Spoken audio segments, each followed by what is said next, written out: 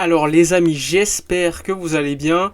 Alors il y a eu pas mal d'informations depuis la dernière vidéo, alors on va revenir assez rapidement dessus.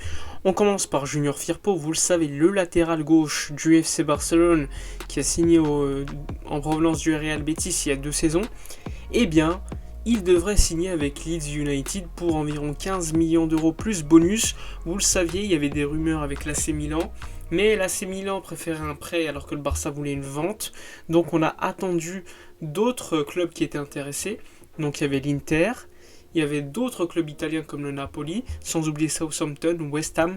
Eh bien Leeds United de Marcelo Bielsa est venu aux nouvelles et ont réussi à l'avoir en payant donc 15 millions d'euros. Pour l'instant c'est pas encore officiel mais ça devrait pas tarder. Et donc un autre départ après Jean-Claire Todibo pour Nice, c'est Firpo. Donc ça ferait 15 millions d'euros, sachant que le Real Betis possède 20% des droits sur les 15 millions d'euros. Donc il devrait prendre aux alentours de 3 millions d'euros. Ce qui ferait pour nous donc 12 millions d'euros plus bonus, plus les 8,5 millions plus bonus qu'on a pour Todibo. Sachant qu'il y a également Conrad de la Fuente qui a passé sa visite médicale pour l'OM, qui devrait signer aux alentours de 3,54 millions d'euros. Donc ça commence à prendre forme au niveau des départs.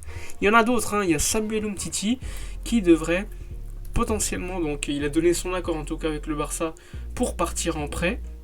En tout cas pour nous ce serait une bonne nouvelle de se débarrasser de Samuel Umtiti, un défenseur central en trop dans l'effectif qui n'apportait rien. Moi j'aurais préféré le vendre, mais bon, si tu peux le prêter et s'il fait des bonnes performances sur le marché, ça pourrait être très intéressant. Par contre, s'il se rate complètement, ça va être très très compliqué pour Samuel Umtiti. En tout cas, Umtiti, un prêt, il a accepté. Il y a des clubs qui sont intéressés, mais l'un des clubs les plus intéressés, c'est l'Olympique de Marseille, qui a déjà pioché avec Conrad de la Fuente au Barça B, et maintenant ça pourrait être Umtiti, alors qu'il a été formé à l'Olympique Lyonnais, on le rappelle. Ça serait quand même plutôt étonnant de le voir à l'OM, mais ça commence à être une rumeur quand même plutôt insistante. On va suivre cela avec beaucoup d'intérêt, mais ce serait pas impossible de le voir de retour en Ligue 1. Concernant Ousmane Dembélé, alors Dembélé, vous le savez, il s'est blessé, l'officialisation des 4 mois d'absence a été effectuée, il s'est fait opérer en Finlande hier. Ce qu'on sait, c'est que le Barça voulait le vendre s'il ne prolongeait pas, et donc une offre de prolongation de contrat a été faite de 4 ans, avec 6 millions d'euros annuels pour Dembélé, c'est-à-dire 50% de ce qu'il gagnait au FC Barcelone pour l'instant. Alors évidemment, il y aura pas mal de gens qui vont se dire on veut plus de Dembélé, il faut s'en débarrasser. Et pour être honnête, moi je veux me débarrasser de Dembélé parce que je pense que c'est bien pour lui, mais c'est également bien pour le club. Après, qui va vouloir acheter un joueur qui lui reste un an de contrat à une bonne valeur, qui se blesse aussi souvent et qui lui offrirait un gros salaire? Eh bien, c'est très peu probable. Donc pour moi, ça me choque pas de voir le Barça proposer une prolongation de contrat pour Dembélé. Attention, ça se trouve, il va pas accepter, il va demander à partir. Mais moi, j'ai hâte de voir ce qu'il va faire, parce que je suis quand même curieux de voir si des clubs seraient intéressés pour poser autant en salaire pour Ousmane Dembélé. En tout cas, on va suivre cela avec beaucoup d'intérêt, mais ce ne sera pas le seul qui va partir. Il y a également Carles Aleñá.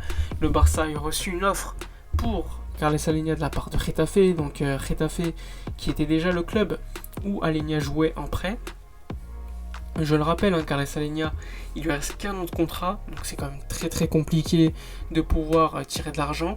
Et donc l'offre de Getafe, c'est pour l'instant des bonus qui seraient atteignables selon les performances du joueur, plus un pourcentage à la vente, à la revente pour le FC Barcelone, un peu ce qu'on a pour Todibo, puisque je rappelle Todibo est parti également avec un pourcentage à la revente, tout comme Conrad de la Fuente également potentiellement. Pour l'instant c'est pas officiel, mais ça devrait également être le cas pour l'ailier américain maintenant de l'Olympique de Marseille.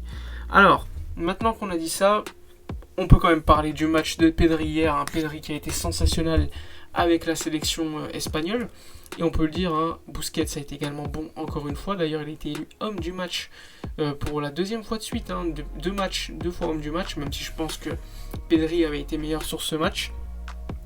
Mais c'est quand même une bonne nouvelle de voir Pedri à ce niveau avec la sélection espagnole, qui prouve encore une fois à son jeune âge, et bien que l'âge, lui, on lui parle pas d'âge, un peu comme un autre joueur, mais bon, ce joueur hier, ça lui a pas porté chance.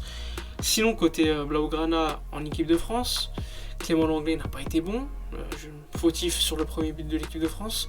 Griezmann, pas bon non plus, et qui est d'ailleurs sorti très tôt dans le match, puisqu'ensuite il y avait des prolongations.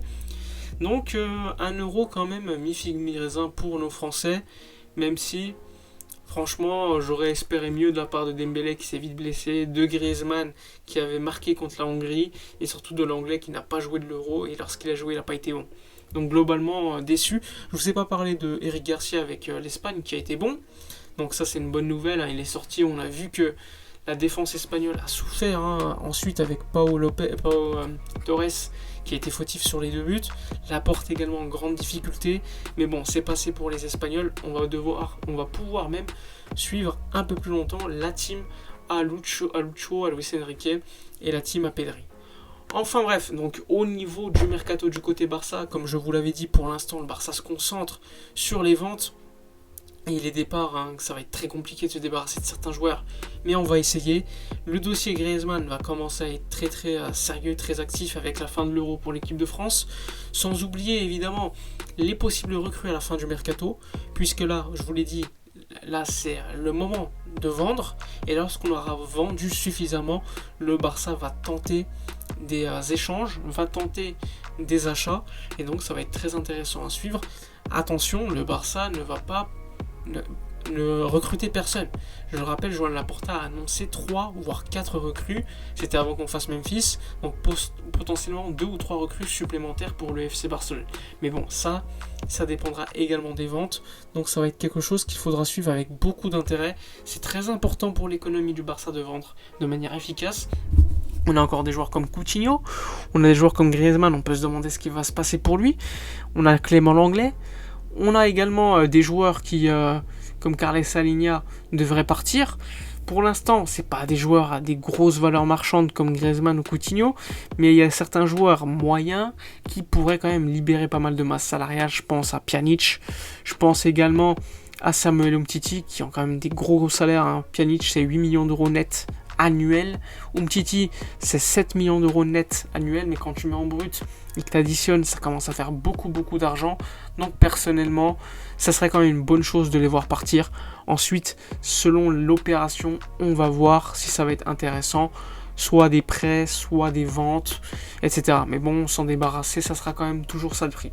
Enfin bref, dites-moi dans les commentaires vos avis concernant tous les sujets, tous les joueurs évoqués dans cette vidéo. Moi, je vous dis à la prochaine et d'ici là, comme d'habitude, portez-vous bien.